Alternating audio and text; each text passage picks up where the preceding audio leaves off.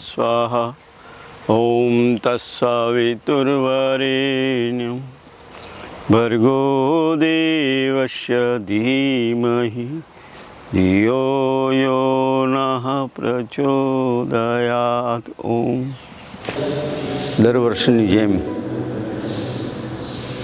કરી રહ્યા છીએ। આ વખતે ઘણા ભક્તોના કારણે 1101 દીવાને બદલે 1176 દીવા એ કરેલા છે। દીપ એ ભોદીપ દેવી રૂપસ્ત્વમ કર્મ સાક્ષી અવિઘ્નકૃત, એટલે એ સાક્ષાત જગદંબા સ્વરૂપ છે અને દરેક વિઘ્નોને દૂર કરનાર છે। દરેક કાર્યમાં આપણા સનાતન હિન્દુ ધર્મમાં દરેક કાર્ય અગ્નિની સાક્ષીએ થાય છે। એ દીપ એ એક અગ્નિ પ્રતીક, સૂર્યનું પ્રતીક છે। તો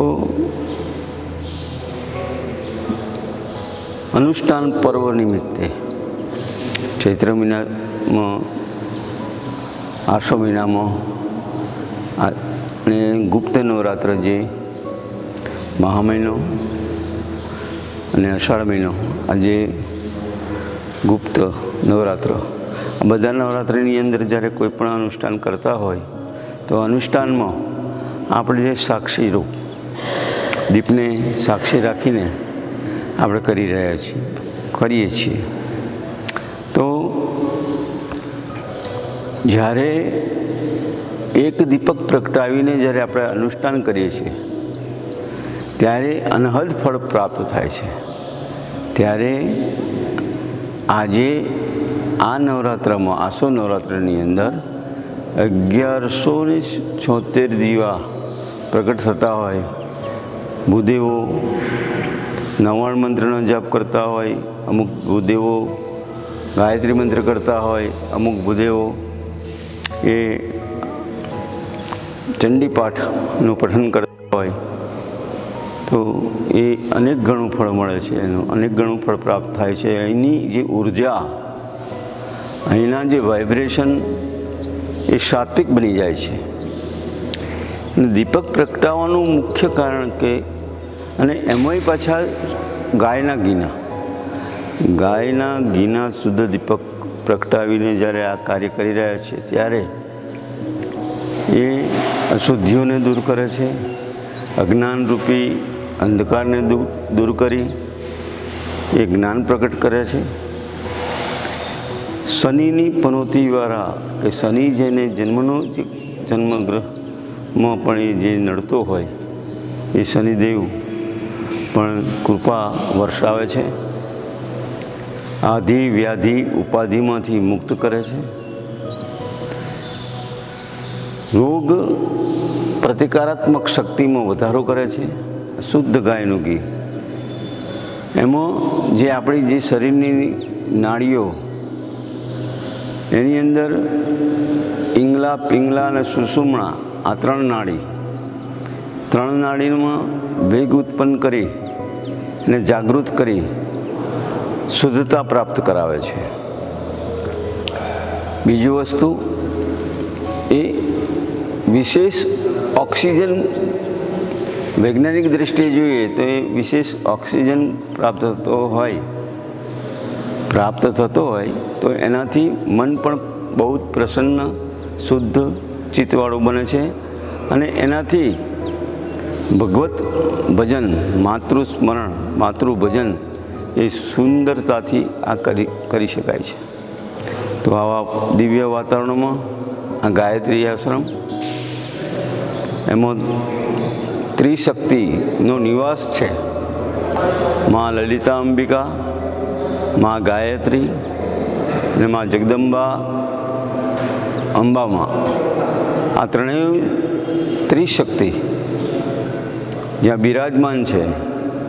યજ્ઞનારાયણ છેલ્લા 15 વર્ષથી અખંડ રીતે અહીંયા બિરાજમાન છે.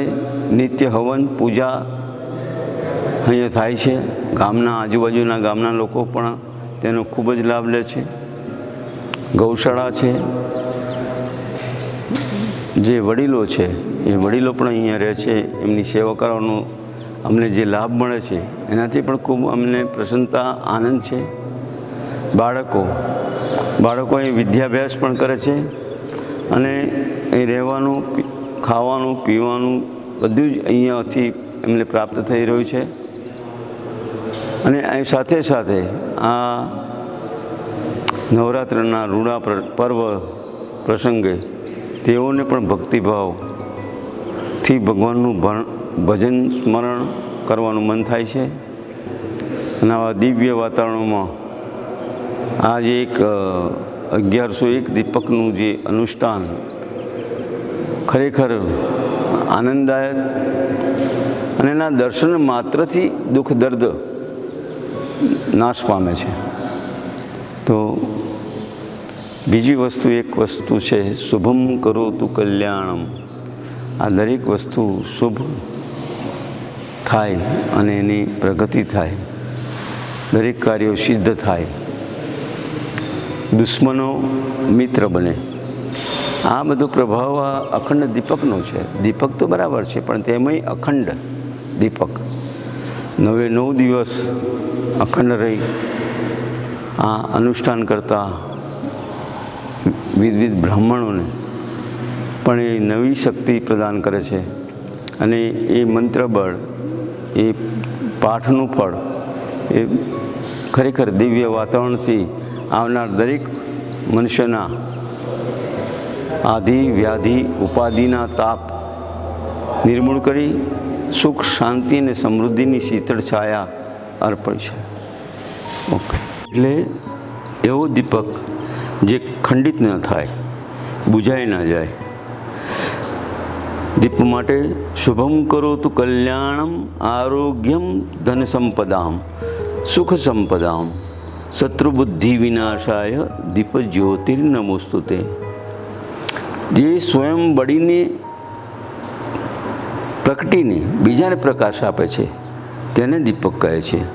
9 દિવસ માતાજીના આરાધનમાં લોકો અખંડ દીપક પ્રગટાવી મા દુર્ગાની સાધના કરે છે.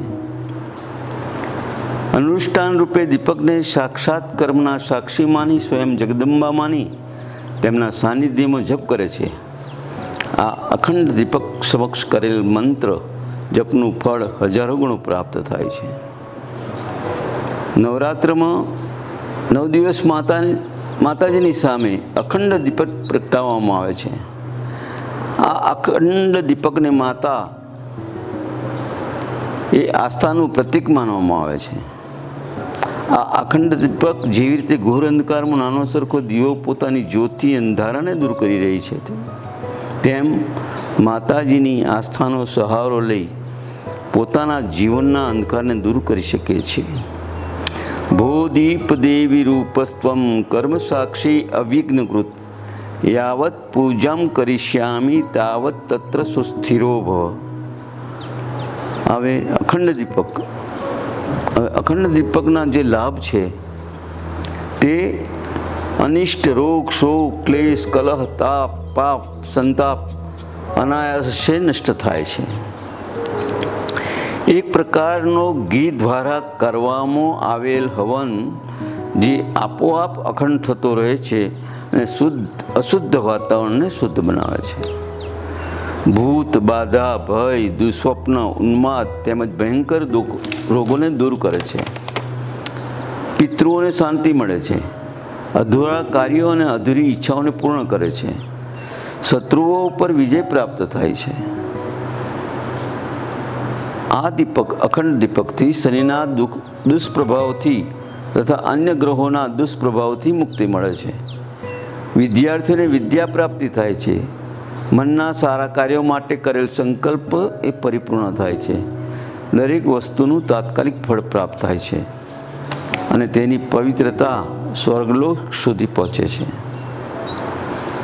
અખંડ દીપક પ્રગટાવવાથી માનવ શરીરના 7 ચક્રો શરીરમાં કે જે વિભિન્ન પ્રકારની ઉર્જા પ્રાપ્ત કરવાનું કાર્ય કરે છે તે ચક્રો વધુ ગતિમાન ફળદાયી બને, તન મન અને મસ્તિષ્કને નિયંત્રિત કરે. તેમાં શુદ્ધ ગાયના અખંડ દીપકથી મણિપુર અને અનાહત ચક્રને પણ તે શુદ્ધ કરે છે. આ 7 ચક્રો સિવાય મનુષ્યના શરીરમાં બીજા ઉર્જા સ્ત્રોત પણ હોય છે. તેને નાડી અથવા ચેનલ કહેવામાં આવે છે અને એ ચેનલમાં મુખ્ય 3 નાડી છે: ચંદ્રનાળી, સૂર્યનાળી અને સુષુમ્ના નાળી. આ ત્રણેયને જાગૃત કરે છે. જ્યોતિષ શાસ્ત્ર અનુસાર દીપકને સકારાત્મક પ્રતીક માનવામાં આવે છે, જે દરિદ્રતા દૂર કરે છે, વાસ્તુદોષ દૂર કરે છે અને વાતાવરણને પ્રદૂષણ મુક્ત બનાવે છે. તો આ ગાયત્રી આશ્રમની અંદર 1176 દીપકનું જે અનુષ્ઠાન રાખી બ્રાહ્મણો દ્વારા ગાયત્રી મંત્ર, 99 મંત્ર ઓમ ઐમ હ્રીમ ક્લીમ ચામુંડાય વિચ્ચે નમઃ તથા ચંડીપાઠનું ગાન બ્રાહ્મણો દ્વારા અહીંયા થઈ રહ્યું છે. તો આવા દિવ્ય વાતાવરણનો લાભ સર્વે લઈ સુખ શાંતિ સમૃદ્ધિ પ્રાપ્ત કરે એ જ પ્રાર્થના અસ્તુ. વાલા ભક્તો, આપ સૌને જણાવવાનું કે આ કોરોના મહામારી એક એવી મહામારી છે કે જે આ કોરોના મહામારી એવી મહામારી છે કે જે કોઈને બક્ષતી નથી, ના સગાવાલાને, ના મિત્રોને, ના ભક્તોને કે ના અન્ય કોઈને પણ. તો બધાને એ જ સલાહ આપવી કે ક્યાંય પણ જાઓ ત્યારે સોશિયલ ડિસ્ટન્સ રાખવું જરૂરી છે, માસ્ક પહેરવું જરૂરી છે, જ્યાં ને ત્યાં અડવું નહીં. કારણ કે અડવાથી પણ, કારણ કે ત્યાં આગળ કેવા બેક્ટેરિયા લાગેલા હોય, કોરોનાવાળી વ્યક્તિ આવીને ત્યાં આગળ અડી ગયો હોય એ આપણાને ખ્યાલ રહે નહીં. અને આપણે એવું નહીં વિચારવાનું કે આપણે જ આપણે છે, આપણી પાછળ આપણો પરિવાર છે, પરિવારની પાછળ એમના પણ પરિવારના સ્નેહીજનો છે બધા. તો આપણે બધાની જ સાવચેતી માટે કોઈ પણ દેવાલયમાં જાઓ, કોઈ પણ જગ્યાએ જાઓ, મંદિરમાં શોપિંગ કરવા માટે ક્યાંય પણ જાઓ તો સોશિયલ ડિસ્ટન્સ રાખવું, માસ્ક પહેરવું અને સેનિટાઈઝરનો બને એટલો ઉપયોગ કરવો, જેથી આપણું અને આપણા પરિવારજનોનું રક્ષણ થાય. તેથી ભગવાનને પ્રાર્થના કરીએ કે બધા જ આ મહામારીમાંથી જલ્દીથી જલ્દી બહાર નીકળે અને બધા જ ભગવાનના આશીર્વાદને અનુરૂપ બને એવી ભગવાનને પ્રાર્થના.